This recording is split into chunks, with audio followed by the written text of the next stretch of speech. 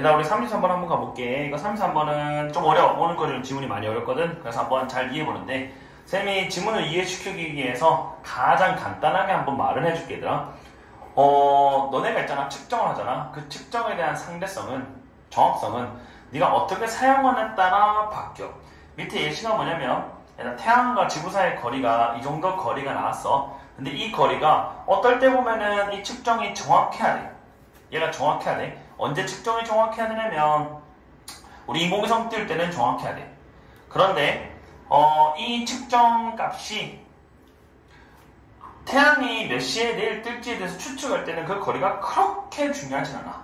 그래서 메인의 제 주제를 보면 측정의 정확성에 대한 상대성은 바로 의도된 사용에 따라서 조금 바뀐다 정도 이해하면 되는 거죠. 그렇죠? 이렇게 측정을 했을 때 이 측정 값이 중요하냐 안 중요하냐는 바로 네가 언제 그거를 쓸래 따라 바뀐다 이해하고 필기하면 돼.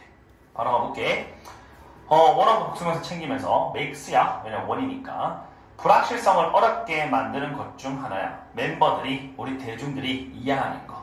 그러면 불확실성에 대해서 이해하기가 어려운 이유 중 하나가 뭐냐면 그 불확실성이라는 것은 바로 아까 쌤이 그대로 말한 대로 상대적이기 때문이야. 불확실성의 중요성은 상대적이기 때문이야. 이게 불확실성이라는 말이 어려워. 그래서 혹시나 본인이 이해하고 싶다 조금 더 그러면 이 측정의 정확성이 불확실성이야. 정확하냐 안 정확하냐 불확실성이냐 괜찮아. 그리고 그 불확실성에 대한 정확하냐 안 정확하냐에 대한 중요성은 상황에 따라 바뀌는 거야. 상황이 뭐냐? 태양일 때 일출하는 거는 상황이 그렇게 중요하진 않으니까 불확실성의 중요도는 떨어지는 거야. 인공위성은 띄울 때 그 거리가 정말 중요해. 그럴 때는 이 불확실성의 중요도, 즉 정확성의 중요도는 올라가는 거지. 선생님 방금 말한 올라간다, 내려간다를 선생님 말한 거를 필기로만 될 거야. 이거는 굳이 필기할 필요 없어. 됐죠? 상황에 따라서 불확실성의 중요도가 올라갈 수도 있고 불확실성이라는 것은 여기서 한 번 더 측정하는 정확성이라고 해도 괜찮아. 정확성의 중요도는 올라간다, 내려간다. 상황에 따라서. 이렇게 하면 되는 거야. 그러면 대중들이 그렇게 이게 중요하냐, 어떤 수치가 안 중요하냐 이해하기 어려운 것은 자꾸 바뀌니까. 대중들은 그 정확성, 수치의 정확성, 불확실성을 이해하는 건 어렵겠지. 됐죠? 이렇게 예시를 보는 거야. 여기 초록색 전부 다 연결사야. 연결사 좋아. 거리를 한번 따져보자. 지구와 태양 사이의 거리. 거리가 이 정도인데 측정된 거야. 측정한 게 아니라 한 1년에 어느 한 지점에서 측정한 거라고 이해하면 되고 이것은 상대적으로는 정확해 보인다. 상대적으로 정확한다는 게 이제 어떨 때는 정확하고 즉 인공위성 칠할 때는 더 정확해야 돼. 일출할 때는 정확해 보이는 거지. 근데 인공위성 할 때는 더 정확해야 돼. 그래서 상대적으로 더 정확해 보인다는 것은 바로 일출 밑에 놨던 해가 뜰 때 봤을 때는 이게 정확해 보여. 하지만 인공위성 할 때는 이거보다 더 정확해야 돼. 그 이유는 뭐냐? 밑에 나오는데 7번째 숫자가 달라지잖아. 7번째 숫자가 달라지면 이거는 엄청난 큰 차이가 있기 때문에 인공위성을 잘못 깔 수도 있거든. 그래서 상대적으로 정확해 보인다 할 때 이 상대적으로 정확한 게 바로 쌤이 여기다 화살표 꽂으면 아마 여기 태양이 있는 거. 요거는 상대적으로 우리가 겉보기 우리 일상생활에서는 정확해 보인다 이해하면 돼. 분명히 내용 문제 나올 거야. 일상생활에서는 꽤 괜찮아. 결국 6자리의 숫자를 사용하는 거지. 그건 의미한다. 나는 알고 있다. 거리를 정확하게 알고 있어. 뭐냐면 100만 분의 1 정도로 정확하게 그걸 알고 있다는 거니까 선생님이 일출 볼 때는 이 정도만 수치만 있어도 괜찮다 정도 이해하면 되는 거야. 그렇죠? 하지만 연결해서 잡고 만약에 7번째 숫자, 넥스 숫자가 혹은 더 넥스 숫자가 선생님은 개인적으로 7번째 숫자라고 했으니까 여기 7번째 숫자겠지. 이게 불확실하면 그것은 의미하는데 불확실성 여기 봐요. 정확성이나 불확실성이 있죠. 정확한 지구사에서의 거리를 아는 것에 대한 불확실성. 확실한가 불확실한 거는 더 커지는 거지. 뭐만큼 커지냐면 뭐보다 커지냐면 뉴욕과 시카고 사이에서의 거리보다 더 커지는 거야. 이게 비유인데 뭐냐면 얘들아 이 단위가 엄청 커. 여기만 바뀌어도 여기만 싹 바뀌어도 내가 인공위성을 여기 둘걸 뉴욕이랑 시카고 사이에서의 거리 그거보다 더 멀리 두는 거야. 그러면 우리 과학적 조사할 때 마이너스가 되겠지. 그래서 7번째 만약에 숫자가 잘못되는 순간 그 정확한 거리를 아는 것은 오히려 더 커지는 거야. 그러니까 더 불확실성은 더 커질 수밖에 없는 거지. 요런 경우가 있는 거고 요런 경우가 선생님 아까 방금 말한 대로 요거는 약간 일출, 요거는 약간 인공위성 할 때는 꽤 불확실성이 커진다 정도야 돼. 그 말은 즉슨 불확실성이 더 점점 커지니까 우리는 정확한 측정 방법이 더 필요하다. 이렇게 이해하면 되는 거고. 그렇죠? 연결이 되는 거, 그죠? 이제 이렇게 묶어놓고 한번 예시를 한번 볼게요. 여기서 너네가 알아야 되는 건 커진다도 이해되고 요 정도 사이의 거리보다 더 커진다는 거는 비유예요. 아까 그 거리에서 끝자리만 싹 바꿔도 왜냐면은 곱하기 제곱인가? 몇 제곱이었어? 8제곱이죠. 엄청난 차이가 나는 거죠. 그게 어떤 뉴욕에서 시카고의 거리보다 더 커지는 거죠. 그렇죠? 그래서 네 번째 것만 일곱 번째 자리만 불안전해져도 그 오차 범위가 엄청나게 커지니까 우리는 더 정확한 측정 방법이 필요하다라는 게 마지막에서 말하고 있는 거. 인공위성 할 때. 인지 아닌지 인용된 숫자가 정확한지 안 정확한지는 그러므로 의존한다. 내가 what 문법 챙기고 뒤에 대한 목적 없고 그 숫자와 함께 무엇을 하려고 의도하는지에 따라 바뀐다 이 말이다. 그렇죠? 인용된 수치가 방금 저기 있는 거리가 꽤 정확한데 1초에 볼 때는 꽤 정확한데 상대적으로 꽤 정확해 보이는데 이렇게 하면 되고 하지만 인공위성 할 때는 좀 불안한데 왜냐? 이게 뒷자리가 바뀌는 순간 이거 좀 인공위성 잘못 넣을 것 같은데 불확실성은 더 올라가게 되는 거죠. 상황에 따라서. 만약에 내가 신경 쓰고 있어요. 몇 분에 태양이 아마 내일 뜰 건지 그 인용된 숫자 괜찮아. 상대적으로 정확해 보여. 만약 내가 셀라이트를 궤도에 보내고 싶어. 어디 하냐면 그 태양 위에 궤도를 돌리고 싶어. 그렇죠? 궤도를 돌리고 싶은 거얘들아. 궤도로 보내고 싶다 되고 궤도를 돌리고 싶어요. 근데 뭐 궤도를 그냥 돌릴 셀라이트를 보낸다 해도 괜찮고 얘들아. 아무 상관없을 것 같아 이건. 하지만 앞으로 당기고 나는 필요해. 알 필요가 있죠. 거리를 더 정확하게 알아야죠 얘들아. 그렇죠? 상황에 따라서 거리를 정확하게 알아야 되냐? 정확하게 상대적으로 이 숫자가 정확하냐 아니면 안 정확하냐 상황에 따라 바뀐다가 이걸 전체의 주제입니다. 라고 이해하시면 되고요. 그래서 의도된 용도에 따라서 측정 정밀성이 바뀐다. 그러니까 이 불확실성도 대중이 이해하는 거는 좀 불확실성이라는 게 이게 정확하냐 안 정확하는 대중이 이해하기가 조금 어렵다. 왜냐? 상대적이니까. 상황에 따라서. 예시 하나만 줄게요. 선생님이 UFC 대회를 나가요. 그러면 선생님의 몸무게는 정확해야 돼요. 혹은 선생님이 전기차를 만약에 탔어요. 그러면 거리는 정확해야 돼요. 그런데 만약에 선생님이 내연기관 차요. 기름 차요. 굳이 이 거리는 정확할 필요가 없어요. 그러면은 방금 선생님 말한 대로 후자의 경우에는 선생님의 그 측정에 대한 불확실성이 낮아도 되죠. 근데 중요도가 낮아야 되는 거예요. 근데 선생님이 전기차를 탄다. 이 측정에 대한 그런 불확실성의 중요도는 올라가겠죠. 잘못하는 순간 쌤이 이 거리를 다 못 갈 수도 있으니까 정확하게 내가 전기가 얼마 남았고 거리가 얼마를 잘 따져야 되죠. 그래서 불확실성의 중요도는 올라가는 거다 해도 마지막에 쌤이 내시준 것도 분명히 시험 문제에서 응용으로 나올 수 있으니까 알아두시면 좋을 것 같아요. 됐죠? 어렵진 않아 얘들아. 너네 저 초원에 보면은 그 사슴 같은 거 있죠. 가재 같은 거. 걔네들은 집에서 키우기가 힘들어요. 왜냐면 너무 예민하고 너무 초조해가지고 그 좁은 데서는 살 수가 없다 정도 이해하면 돼요. 보세요 얘들아. 행동력 제한이 있어요. 약간 초조함을 하는 그러한 초식동물에 그거에 대한 기르는 거에 대한 한계가 있어요. 가재 같은 거. 그래서 너네 이거 꼭 알아야 돼. 이거 예민한 건 센서블이 아니라 현명한 거 얘들아. 느낄 수 있는 거니까. 센시티브가 예민하죠. 길들여 다 아셔야 돼요. 브리드, 테임, 도메스티케이트. 됐죠? 냄새 이상하네요. 자 갈게요. 너네 둘 핸드크림 발랐죠? 냄새 갑자기 확 나네요. 간다. 얘들아 큰 포유류 초식동물 종들은 행동해요. 위험에 반응하는데 포식자 인간에게 약간 다르게 반응해요. 그러면 어떤 물소 같은 애들은 인간이 오잖아요. 쫄아요 안 쫄아요? 우리는 안 쫄아요 얘들아. 너 뭐고? 약간 이런 느낌으로 물이 막 뭉치죠. 근데 사슴 같은 애들 보면은 예린이 보면 놀라가지고 도망가요. 잡아먹을까봐. 그래서 얘들아 몇몇 종들 어떻게 얘들아 초조하고 빠르고 프로그램 되어 있어요. 프로그램 되어 있단 말은 타고난 거 얘들아. 어떻게 타고나냐면 얘들아 즉각적으로 도망가야 돼. 보자마자 빡 뛰어 얘들아. 이게 타고난 거야. 웬 그들이 위협을 인지했을 때. 괜찮아요? 얘네가 1번 애들이 1번적으로 줘요. 2번 왜냐면 얘들아 여기 몇몇 종들이 다르다 했잖아. 다르게 반응한다 했잖아요. 2번 어떻게 반응하냐? 다른 종들은 너무 느려요. 초조하지 않아요. 그리고 그냥 무리로 보호하려고 뭉쳐요 얘들아. 물소 같은 애들 찾아오면 막 도망가잖아요 얘들아. 그냥 무리로 뭉쳐서 막 꽁꽁 뭉쳐서 얘들아 와봐 이런 느낌. 들어와 약간 이런 느낌이더라. 방어가 다르죠. 서있죠 얘들아. 그들의 땅에 딱 서있는 거더라. 위협을 받았을 때 오히려 서있어요. 그리고 넌 안 뛰어요. 언제까지? 필요하기 전까지는 안 뛰려고. 완전한 위협이 안 전까지 뛸 필요 없다 이 말이다. 언틸 다음에 이런 거 괜찮죠 얘들아? 그냥 형사 나올 수 있어요. 주비 생략으로. 여도 주비 생략할 수 있죠. 그렇죠? 다 괜찮아요. 이런 거는 무난해요. 근데 이 글에서는 2번 얘기 안 해요. 1번 얘기할 거다. 1번. 됐죠? 1번 얘기할 거예요. 초조한 애들. 이렇게. 그래서 다음 보세요. 순서가 어렵죠? 자연스럽게 그 초조함을 느끼는 애들은 어려워요. 뭐하기 어려워요, 얘들아?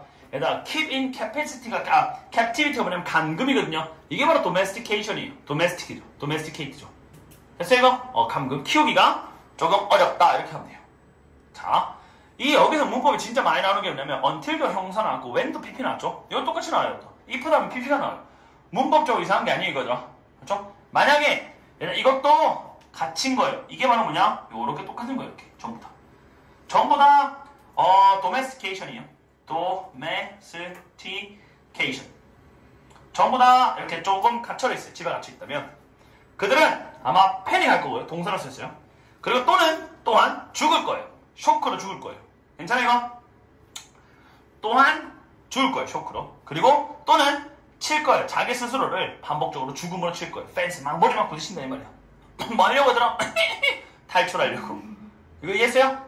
탈출하려고 자꾸 머리를 막 펜스에 부딪히고 있는 거예요. 그래서 죽음의 직경까지 간다 이 말이에요. 키울 수 있겠니 없겠니? 없어요. 그런 것만 이해하시면 돼요. 괜찮아요? 됐죠? 키울 수 없다라는 게 이건 핵심이에요. 무슨 일 하냐? 패닉하고 쇼크 먹어가지고 자기 스스로 막 벽에 부딪히면서 탈출하려고 죽겠죠. 키울 수가 없어요. 그죠? 요만큼 묶어보세요. 요렇게. 좋아요, 이거. 보세요. 예를 들어 나와요. 이것은 사실이다. 가젤에겐 사실이다. 근데 그 가젤이 뭐냐? 얘들 몇천 년 동안 걔네는 어떤 애들이었냐? 가장 빈번하게 사냥되는 사냥감 종이었어요. 이거 했죠, 게임? 사냥감 종이었어요. 누구에게? 몇몇 부분에게. 여기 사람들에게 아마 이게 오른쪽에 보면 사람이 맞을 거예요. 여기 있네. 지역이네요. 초승달 지대 일부 지역에서는 그냥 지역에서는 하고 싶은 말이 뭐냐면 사람들이 가장 많이 잡는 사냥감의 그 사냥감이었다 이 말이더라. 괜찮아요? 들어보세요. 사람들이 많이 잡는 사냥감이면 많이 잡아서 우리는 뭐 할 수 있을 것 같아? 이 글에서는 키울 수 있겠죠. 많이 잡으니까. 근데 키울 수 있는 종이게요? 키울 수 없는 종이게요? 그 없는 종을 말하기 위해서 요거 말하는 거야, 얘들아. 요것도 순서별이 어려워요, 얘들아. 쌤 방금 말한 거 이해했어요? 묶어놔서 한번 더 보세요. There's no 파충류 종이에요. that 첫 번째 여기에 정착한 사람들이 그 지역이니까 여기 지역 맞죠? 아까 초승달 지역 일부를 했죠? 여기 지역에 처음에 정착한 사람들이 가졌어요. 기회를 가졌는데 얘네보다 얘들아 지금 그러니까 사육할 만한 그러한 종은 없었다 이 말이에요. 그러면 결론에다 부정이니까 얘네보다 가축할 만한 기회를 더 많이 가진 적은 없다 이 말이죠. 그러면 누가 가장 기회가 많았어요? 가축하기에? 사육하기에? 가젤이 가장 많았다라는 걸 최상급으로 돌려 말하는 거예요, 얘들아, 이거. 이게 쌤이 좋아하는 최상급 돌려 말하기. 이거 문장 좋아요, 얘들아. 다시 한번 말하면 더 많은 기회는 없었다. 키울 만한 누구보다? 가젤보다. 그러면 이 키울 만한 기회가 어땠다? 많았다 이 말이에요. 키울 수 있는 기회는 많았다라는 거예요. 그런데도 불구하고 키웠게 안 키웠게? 안 키운 이유가 방금 저기 위에 몇 번? 키울 수 없는 이유? 얘네가 펜스에 들어가면 어떤 애들이니까 원래? 막 뛰는 애들이니까 본능적으로 뛰죠. 막 뛰어다니잖아요. 펜스에 부딪혀서 죽겠죠, 얘들아. 그래서 키울 수는 없었다. 이렇게 이해하면 되는 거예요. 여기 6번, 7번 문장의 연결고리가 진짜 좋거든요, 이거. 이거 이해하셔야 돼, 이거. 됐죠? 사냥감이 빈번하게 잡히는 사냥감이어서 키우기에 딱 좋은 기회는 많았다. 하지만 키웠다, 안 키웠다? 안 키웠다. 그래서 얘가 5번 체크 넣으시면 돼요, 이렇게 5번. 순서별이 끝장나죠? 괜찮아요? 그러나 어떠한 종도 한 번도 키워진 적이 없다. 5번 하면 되죠. 5번이 뭐였어요, 얘들아? 얘네가 넣어지면 패닉이 오니까 안 키워지는 거죠. 요렇게 원인 결과 이해하시면 돼요. 패닉이 오고 탈출하려고 자꾸 시도하니까 안 키운다 이러면 되는 거죠. 됐어 이거? 수동태 잘 챙기시고요. 보라색은 전부 다 어법 챙기셔야 돼요. 잠깐만, 이 뒷문장이 불완전해야 돼요. 이 대시 뭐냐면 관계대명사에서. 그래서 domesticated의 목적 없는 거예요, 이것도. 이거 체크해놓으세요, 얘들아. domesticated의 목적 없어서 키울 기회가 가장 많은 종 중에 얘보다 더 많은 종은 없었다. 이렇게 하면 되는 거죠. 됐어 이거? 최상급 돌려 말하기 꼭 기억하세요, 이거. 분명히 이거 최상급으로 하나 나올 거예요. 최상급 돌려 말하기. 최상급 돌려 말함. 노가 빠지면 안 돼요. 이거 노가 빠지면 최상급 돌려 말하기 할 수 없어요. 그래서 이 가젤이 가장 키울 기회는 많았다. 그러나 기회는 많았지만 키우지 않았다. 그 이유가 바로 저기 있었던 5번 이러면 돼요. 이 이유가 5번 이러면 끝났죠. 됐어요 이거? 됐죠? 명심하세요. 얘들아. 문법 많이 챙기시고요. 마무리 지어볼게요. 단지 상상해봐라. 이제 인간이 하는 거야, 얘들아. 일단 무리를 동사예요. 무리를 지으려고 하는 거예요. 그 동물을. 도망가는 동물, 벽을 닫아보세요. 그리고 맹목적으로 자기 스스로를 벽에다 치는 동물, 스스로를 치는 거죠. 그리고 막 뛰어다녀요, 얘들아. 뛰어다녀요. 30피트까지 막 거의 30피트까지 막 뛰어다녀요. 그리고 막 스피드가 이 정도, 1시간마다 소시속 이 정도 돼요. 이 정도의 동물이, 이게 가젤이죠. 가젤을 무리를 지으려고, 동사예요, 이거. 헐남 동사예요. 무리를 지으려고 하는 건 한번 노력하는 걸 상상해봐라, 이 말이에요. 무리를 짓는다는 게 내가 키우면 얘들아 모여라, 모여라, 모여라 이렇게 하고 있는 거예요. 모이겠니? 안 모이죠, 얘들아. 얘는 본능적으로 초조한 애들이에요. 내가 다가가면 미친듯이 찌겠죠. 벽에 방 부딪히겠죠. 이런 무리해서 키울 수가 없는 거죠. 그래서 이거 한번 상상해보라, 이런 뜻인 거예요. 세모 잘 잡아놓고 요거 동사라는 거 이해하셔야 돼요. 그래서 얘들 이거 하나 모아놓을까요? 적어놓을까요? 여기다가 여기에 체크해놓고 여기다 뭐 적으면 요리 그룹 적어놓을까요? 모으다 이렇게 아마 이해하면 될 것 같아요. 그래서 전부 다 순서 배열이 너무 좋거든요. 선생님 순서 배열 한 번만 더 정리해드릴게요. 순서 배열 한 번만 더. 동물들은 조금 위험에 반응이 다르네. 하나는 초조한 애들이 있고 하나는 가만히 있는 애들이 있어요. 맞아요? 본능적으로 초조한 애들은 키우기 힘들어요. 그 키우기 힘든 이유가 뭐니까? 패닉이 오니까. 괜찮아요? 됐죠? 그리고 이제 예를 들어 이게 연결사가 안 와다 선생님 체크해놓은 거예요. 내가 이게 연결사가 절대 안 와다 이거 시험 가면 이게 예를 들어 안 맞거든요. 근데 예를 들어 어떤 내용이었냐면 이렇게 두 개 뭉쳐서 키우기가 어려운 예를 들어요. 그래서 이 for example이 짱 좋아요, 얘들아. 이거 난 이거 펼쳐놓을게요. 시험 가면 절대 애들이 여기 예를 들어 못 넣는데 이거 왜냐하면 5번과 6번은 예를 들어가 아니거든요. 근데 5번과 6번과 7번이 합쳐져서 이거에 대한 예시는 괜찮거든요. 쌤 방금 말한 거 이해했어요? 그래서 예를 들어 꼭 아셔야 돼요. 이것은 사실이다. 예를 들어 가젤에게는 이렇게 하면 되더라. 됐어요? 근데 혹시나 이게 만약에 와닿는 방법은 한 개예요. 내가 노란색 칠해놨죠? 이 노란색 칠한데 이 대의가 누구였게요? 초장을 가진 동물이죠? 그게 누구였게? 예시로 가젤. 이러면 또 괜찮아요. 쌤 방금 말한 거 이해했어요? 이러면 예를 들어가 괜찮아요. 오케이? 여기 순서배열 조심하세요. 가젤이 일단 사람들이 가장 많이 찾는 사냥감 중 가장 많이 잡는 사냥감 중 하나였어요. 예를 들어 안 맞잖아요. 내용상. 근데 이렇게 연결해도 괜찮다고요. 그리고 전체 내용도 괜찮죠. 하지만 사람들이 안 키웠죠. 이 안 키운 이유가 뭐예요? 이 5번 때문에. 그럼 연결이 되니까 얘들아. 이거 괜찮아요 이거? 순배 조심하셔야 돼요. 그리고 마지막 여기서 그래서 모으려고 해봐라 얼마나 힘들겠니? 라는 거더라. 됐어요? 오케이. 일단 끌게요. 할 거예요. 메뉴에 제목 적어놓고요. 오줌 안 쌀래 다시 사용할 거야. 이게 이 글의 주제 얘들아. 이 글의 주제는 뭐냐면요. 저기 사막에 사막 거북이가 살아요. 너네같이 생긴 거북이가. 그 거북이는 일단 물이 많이 없죠. 그래서 물을 먹고 나서 뭐 나뭇잎이든 어디간에 물을 먹고 나서 그 물을 방광에다 저장해놔요. 그럼 보통 방광에다 저장해놓으면 방광은 오줌을 싸야겠죠. 근데 그 오줌을 싸진 않아요. 다시 내가 필요할 때 그 방광에서 끄집어내서 물을 다시 몸에 부어버려야 돼요. 몸 안에 넣는다 이 말이에요. 그런 느낌으로 이해하시면 이 글은 끝나는 거예요. 여기다가 적어놓으세요. 생존 적응이에요. 네모 쳐놓으셔야 돼요. 생존 적응. 사막 거북이의 생존 적응이랑 그 다음에 방광이에요. 그 방광이 뭐냐? 블라이드 하면 방광인데 그게 기본을 두고 있어요. 물 저장을 기본을 두고 있는 방광이에요. 됐죠? 방광 얘기할 거예요. 동그라미 전부 다 사막 거북이니까 이해하시면 되고 갈게요. 사막 거북이는 단순한 해결책이 있다. 다루는데 그런 사막에 아주 극도한 더움을 다루는데 해결책이 있는데 바로 그 뭐냐? 사막 거북이는 열을 뭐냐면 얘들아 피한대요. 자, 더위를 피하는 거예요. 그럼 여기다 하고 싶은 말이 뭐냐면 일단 빌드업하고 있는 거예요. 사막 거북이가 사막이 엄청 더워 얘들아. 그걸 해결할 수 있는 하나의 단순한 해결책이 있어요. 그 뭐냐? 더위를 안 나가면 되죠 얘들아. 그러니까 더위를 피하면은 별로 안 덥다 이렇게 이해하시면 되는 거예요. 방광 빌드업 할 거예요. 더 할게요. 천천히 움직이는 그러한 사막 그 거북이는 요거 동면하다예요. 밑에 겨울 잠을 잔다 이렇게 하면 돼요. 겨울 동안에는 당연히 잠을 잘 거고요. 스테이 머물 거예요. 어디냐면 it's 그것의 굴이에요. 이거 거북이죠. 거북이 굴에 머무를 거예요. 거의 여름 많이 굴에서 머무른다. 이거 피하는 거 맞죠? 여기다 굴 안에만 있으니까 열을 굳이 안 받잖아요. 그러니까 피한다 라는 거 단어 괜찮은 거예요. 괜찮아 이거? 됐죠? 혹시나 단어 어려울까봐 쌤이 하나 적어줄게요. evade 하나 적어놓고요. 피하다. 갑자기 생각난 거. 그 다음에 bypass 하나 적어놓고요. 우회하다예요. 우회하다. 그러면 더위를 직접적으로 마주치지 않고 이렇게 돌아간다 해도 괜찮아요. 그래서 여름 내내 그것을 굴에서 머무르거든요. 괜찮아요 이거? 그리고 문장 끝나고 ing. 그리고 그것은 의미한다. 거북이는 씁니다. 90% 이상의 인생을 인모바일 움직이지 않은 상태로 쓴다. 됐죠?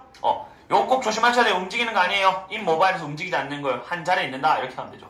그리고 거기다 하나 적어놓을래 이거 형사로 still 적어놓으세요. 이게 가만히 있는 이죠. 이거 알아야 돼 얘들아. 형사로 가만히 있는. 그리고 stationary 있죠. static도 있고요. stationary, static. 그냥 정지되어 있는 느낌으로 이해하시면 아마 여기는 괜찮을 거예요. 그러면 열을 피하려고 굴 안에서 가만히 있으니까 열을 피하는 거 괜찮죠, 얘들아? 됐죠? 이렇게 이해. 움직임 없다 이해하면 되고 문장 끝나고 ing 기억하면 되고 병렬 적어놓으시고요. 됐죠? 그 다음 사실 이 상황거북이는 보통 오직에다 surface 하면 원래는 표면이죠.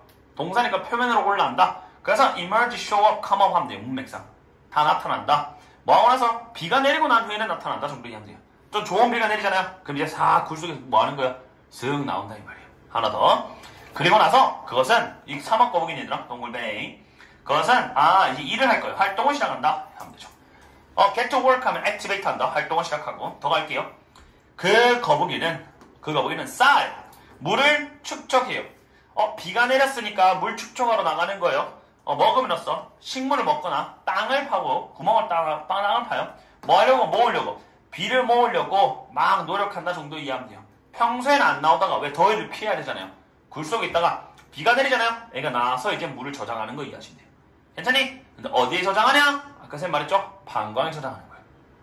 끊고 이제 방광기기 나올 거예요. 방광기기가 참 웃기더라고. 진짜 웃기더라고. 볼게 얘들아. 일단 supply with 하면 공급받는 거죠. 뭐만 한 상태로 머무르는 공급받는 상태로 머무르는 거예요. 뭘 통해서 하냐면 그것에 연장된 긴 왜냐하면 얘들은 겨울 내내 잠을 잤잖아요. 거의 막 안 나오잖아요. 연장된 그러한 긴 잠자는 기간 동안 물을 공급받는 걸 계속 유지하기 위해서 이 말이야. 왜? 잠자면 일단 물이 없잖아요. 그 물을 계속 공급해주기 위해서 이렇게 하면 되는 거예요. 얘는 공급받는 거죠. 그렇죠? 이 파충류는 의존한다. 얘들아 의존한다. 의원함 적어서 선생님 맨날 적어주는 거 어려운 거만 적어줄게요. turn to 어려운 거만 적을게요. 그 다음 resort to 이렇게만. 왠지 문맥 문제가 좋아 이거. 의존합니다. 무언가 그 밖에 무언가 의존한다. 그게 바로 그 거북이 매우 정교해진 방광에 의존하고 있어요. 괜찮아 이거? 그럼 잠깐만 뭐 하려고 얘들아? 겨울잠 내내 물 못 마시죠? 그 물 마실 수분을 약간 계속 보충하기 위해서 얘들아.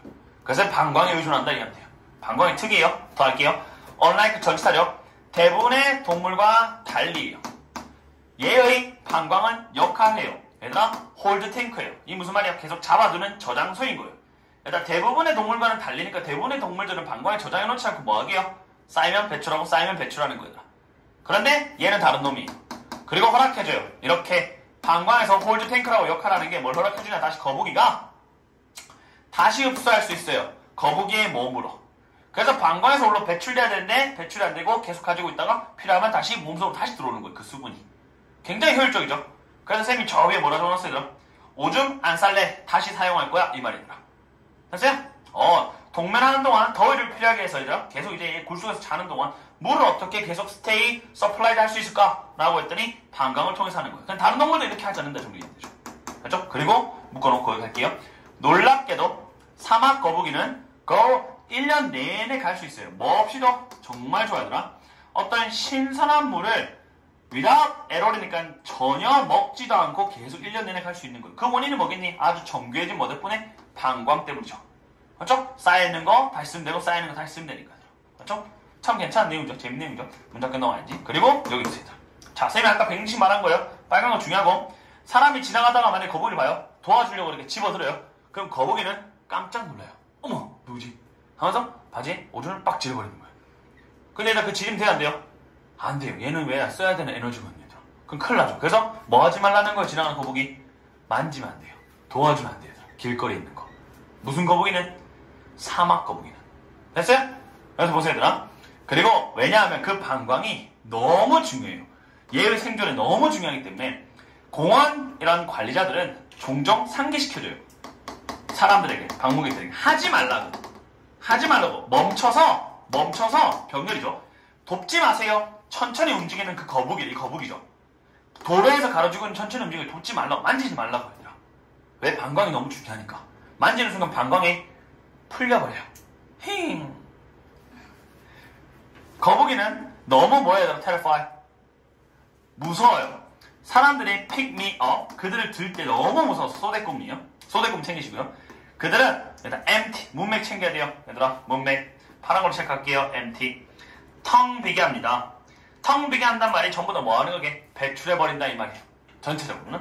방광을 배출해본단 말이 오줌을 싼다 이렇게 하면 되는 거예요. 됐어요? 그리고 문장 끝나고 와야지. 이렇게 하면 losing, 잃어버려. 그들의 빨간색 너무 좋죠. 귀중한 물 비축을 잃어버리는 거죠. 왜냐? 가지고 있었던 걸 다 쏴버렸으니까. 그래서 공원에서 거북이 만나면 뭐 하지 마라? 건들지 말아라는 거예요. 됐어요 이거?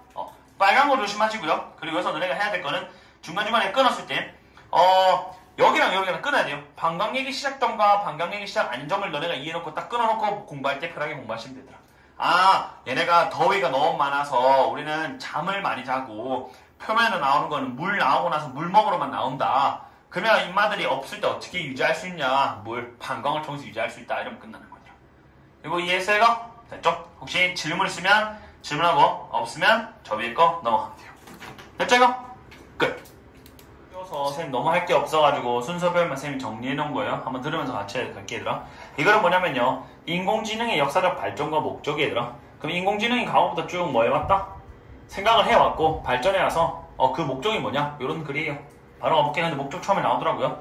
얘들아 인간은 몇 세기 동안 인간은 꿈꿔왔어요. 몇 세기 동안이에요. 아주 옛날부터 사실 꿈꿔온 거예요. 인공지능이 책임 게 아닌 거였더라. 어떤 기계는 기계인데 될 수 있어요. 똑똑할 수 있고요. 그리고 만들 수 있어요. 인간 같은 결정을 만들 수 있는 그러한 기계를 꿈꿔왔다 이렇게 하면 돼요. 얘들아. 그럼 이 인공지능의 목적은 뭐냐? 얘들아 기계가 뭐 할 수 있게 만드는 거기에 똑똑해지고 인간과 같은 결정을 내릴 수 있게 만드는 게 바로 인공지능에 대한 하나의 목적이죠. 쌤 방금 말한 거 이해해서 이거? 그렇게만 이해해 놓으시면 돼요. 정확하게 저기 제목이 목적이라서 그냥 쌤 목적 끼워 맞춘 건데 굳이 안 해도 되더라 이거 그냥. 됐죠? 인간과 같이 똑똑한 애들 그냥 만들고 싶다. 더 할게요. 있어 왔다. 지금도 있는 거예요. 일단 미스 뜻이 뭐야 이거? 신화. 그래서 그리스 로마 신화 첫 번째 나오는 거예요. 그 신화가 뭐냐? 로봇에 대한, 자동화에 대한, 그리고 인공 그러한 존재에 대한 빙 존재죠. 언제부터? 그리스 로마 때부터 하면 되죠. 됐어요? 그럼 아주 옛날 그리스 로마 신화 때부터 얘들아 자동화에 대해서도 있었고 인간과 같은 기계에 대한 얘기는 있었던 거예요. 참 신기하죠 얘들아? 아주 머나먼 옛날부터 있었던 거예요. 그게 뭐냐면 얘들아 판도라의 그런 신화인데 걔가 누구냐? 방출했죠. 불행을. 세상에 불행을 방출하는 그러한 거죠. 그러한 신화에서 예시로 이제 그 기계가 있었다 이러면 되는 거더라. 그 예를 들면 거죠. 너네 원피스 같은데 보면은 이제 기계를 통해서 막 인간화 시켜가지고 막 기계가 막 파시스타 막 이런 거 가지고 막 빛 쏘고 막 사람을 죽이잖아요. 됐어요? 그래서 아무튼 인류를 파괴할 때 뭐 쓰겠죠. 나도 몰라요. 안 찾아봐서. 근데 그 정도는 이해하면 돼요. 더 할게요. 마찬가지로 문학, 역사 내내 문학에서 꿈꿔왔다 만들려고 뭘 만드냐면 인간과 같은 생명체를 만들려고 꿈꿔왔고 생각하는 기계를 만들려고 그냥 꿈꿔왔다 이러면 되는 거예요. 됐죠? 그다음에 순서가 어떻게 돼요? 그리스 로마 신화가 그다음 뭐 나오면 돼요? 문학 나오면 되는 거예요. 그냥 인공지능을 그냥 뭐냐 저기는 인공지능을 발달시키고 싶어왔다 이 말이에요. 왜냐면 인간과 같이 생각하는 생물이잖아요. 물체잖아요. 맞죠? 하나 더 할게요. 50년대 영국의 수학자 얘가 이름 뭐라고요? 아까 선생님 적어놨잖아요. 튜링 씨예요. 세 번째요. 그러면 그리스 로마 신화 나오고 문학 나오고 튜링 씨 나오면 돼요. 순서는.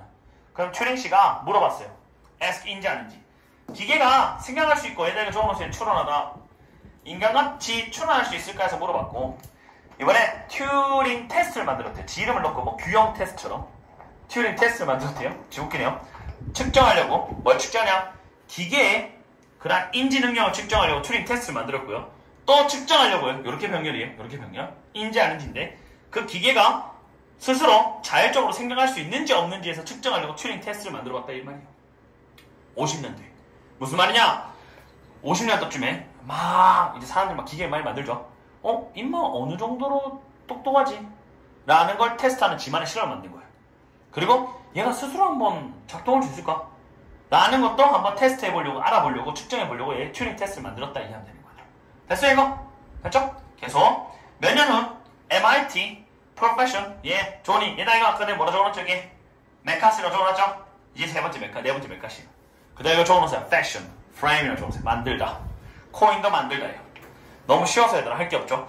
그러한 인공지능은 용어를 만들었어요 얘들아. 드디어 언제 얘들아? 몇 년 후에 얘들아 한 1960년대쯤에 인공지능 용어를 만들었고 replace시 뭐야 이거? 대체해버렸죠. 문장 끝나고 알지죠. 이전에 사용되었던 오토메타, 스터디 이런 거는 전부 다 이제 대체해버렸어요. 그 전에 얘들 자동화였거든요. 이제 자동화 아니에요. 이제 인공지능으로 바뀐 거예요. 기계에다 뭘 때려박았어요? 지능을 때려박았죠. 인간과 같은 결정을 만들 수 있겠죠. 이제 이름이 바뀐 거죠. 그게 바로 메카시예요. 그럼 순서 괜찮아요? 고대 그리스 나왔다가 문학 나왔다가 그 다음 뭐 나와야 돼요? 튜링 나왔죠. 튜링이 뭐였어요? 튜링 테스트 했잖아요. 기계가 똑똑한지 아닌지 자율적으로 생각할 수 있는지 없는지 생각했잖아요. 마지막 방법 뭐 하면 돼? 메카시 하면 되죠. 메카시가 이런 용어를 만들어냈다 이러면 되죠. 됐어요? 그럼 마무리 지어볼게요. 그때부터 이제 메카시가 이거 한 대부터 이 말이에요. 인공지능이 되었어요. 연구 분야가 되었고, 그리고 연습 관행이 되었어요. 똑똑한 그러한 인공지능의 기계를 한번 만들어 볼까? 라는 관행이 되었다 이 말이에요. 뭐가? 인공지능 이 분야가. 그리고 그게 뭐냐? 프로그램 되어 있죠. 생각하려고 인간같이 생각하는 메이킹 인텔리전트 머신을 만드는 그러한 프랙티스를 했다 정도 이해하면 돼요. 근데 그 뭐냐? 인도 부여받았죠. 근데 여기서 꽤 괜찮아요. 얘들아 잘 보세요. 얘들아. 추론할 줄 알고 배울 줄 아는 거와 함께 그들의 크리에이터에서 부여받은 그러한 인간같이 생각하도록 프로그램된 그러한 기계를 만들기 시작했다면 되는 거예요. 그때부터. 그래서 여기서 중요한 건 얘들아 얘네는 스스로가 먼저 생각하지는 않아요. 인간이 부여해줘요. 뭐를 추론할 수 있고 그리고 배울 수 있는 걸 인간이 부여해준 거예요. 그럼 얘네 입장에서 사실 인도 바이의 행위자에서 이 위드를 받은 거죠. 얘들아 너네 인공지능이 처음부터 진행을 할 수 있니? 아니 인간이 거기다 명령어를 넣은 거예요. 명령어를 넣어서 얘네는 인간처럼 행동할 수 있게 했다라는 게 파란색 지문이에요. 파란색 지문 수여하다는 것도 오른쪽 보세요 얘들아. 창조자에서 추론과 학습을 부여받았잖아요. 그래서 인도 A with B인데 그 with B를 받은 거라고요. 누가 준 거예요? 추론과 보통 학습 능력을 인간이 준 거예요. 당연한 거잖아요 얘들아. 처음부터 AI 기계가 얘들아 스스로 할 수가 없는 거예요. 인간이 거기다 코드를 넣었죠. 그래서 인간에서 수여받은 그러한 기계 프로그램을 하기 시작했다 정도 이해하면 되네요. 연구하고 관행 시작했다 이렇게 이해하면 되는 거예요. 선생님 방금 말 이해했어요? 그래서 마지막 거는 그냥 뭐 정리할 것 없어요. 현대 AI 이러면 끝나는 거예요. 나는 개인적으로 이거는 시험도 밖에 없어요. 순서밖에 없어요. 문법도 없고 그냥 슥 읽으면 돼요. 주제 정도 인공지능의 역사적 발전과 목적 정도 이해하면 되는 거예요. 됐어요 이거? 됐죠? 끝.